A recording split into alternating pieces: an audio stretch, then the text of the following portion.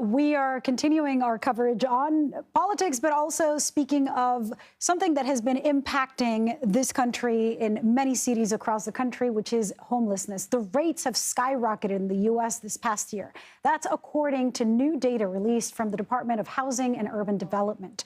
More than 650,000 people experienced homelessness in the U.S. in 2023. That is up 12% from the year before. For more on this, we're joined by Steve Berg. He's the Chief Policy Officer at the National Alliance to End Homelessness. Steve, why is there such a sharp increase over this past year?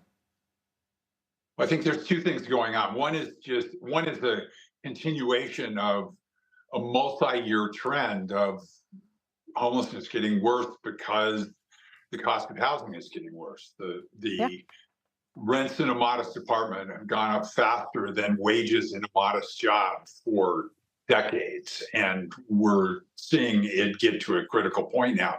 Then there are some shorter term things too. I think during COVID, there were supports for people to help pay their rent. There were restrictions on evicting people. Those have all now disappeared, and so we're seeing the short-term impacts of some of that are in these figures right here, which come from January of 23, that are very much affected by the short-term trends as well. And as someone who works in advocacy for people who are experiencing homelessness, what is most concerning to you looking at this latest data? What story does it tell you?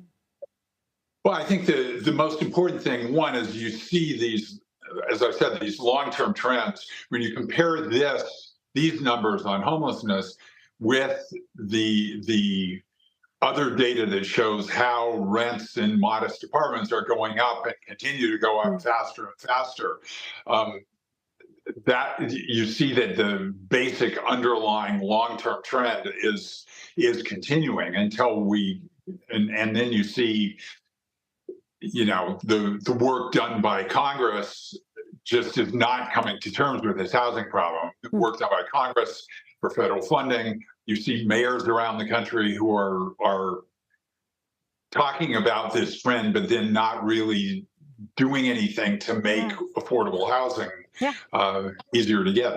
And I mean, I think a lot of people don't. When we talk about homelessness and when we talk about the economy, it's the fact that there is a housing crisis in so many places, and that the cost of housing and lack of access to affordable houses is really what pushes that. I think is such a big opportunity for politicians there to understand. We know homelessness is a chronic situation, which is especially concerning when you look at the numbers from comparing 2020 to 2022 and see how many people are experiencing homelessness for the first time, meaning they might continue down that track. What's the best way? What's the ideal way to break that cycle, or to have the whole system help people break that cycle? Yeah, I think you saw it during the first year of COVID. Some of the interventions that really made a big difference. I mean, the federal government put money on the table that local communities could use. If people were in danger of losing their housing, they could get help paying the rent. And at the same time, the message went out to landlords: you can't evict people. If we, the government, are going to pay the rent and make you whole, make you the landlord whole, you can't turn around and evict people and leave them on the streets. Right. I think that was an intervention that really helped ward off homelessness for the first year or two of the COVID epidemic.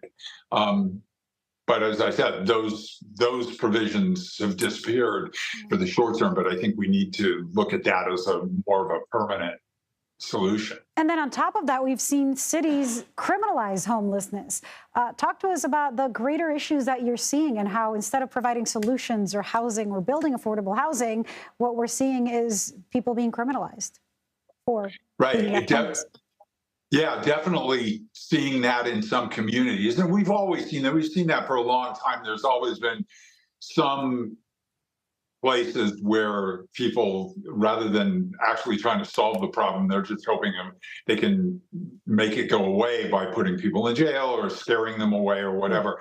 It never works. I mean, it hasn't worked for 40 years, and it's not going to work now. It's just going to alienate people more from each other. Whereas communities that have made progress on homelessness, one thing they all have in common is people work together to deal with this problem. The people who are homeless, the people who are in programs that serve homeless people, the mayors, the police, they all work together to come up with a solution. But criminalization is a way to drive people apart, and it makes the problem worse, not better. Yeah, absolutely. Steve Berg, thanks so much for all that. All right. Thank you very much.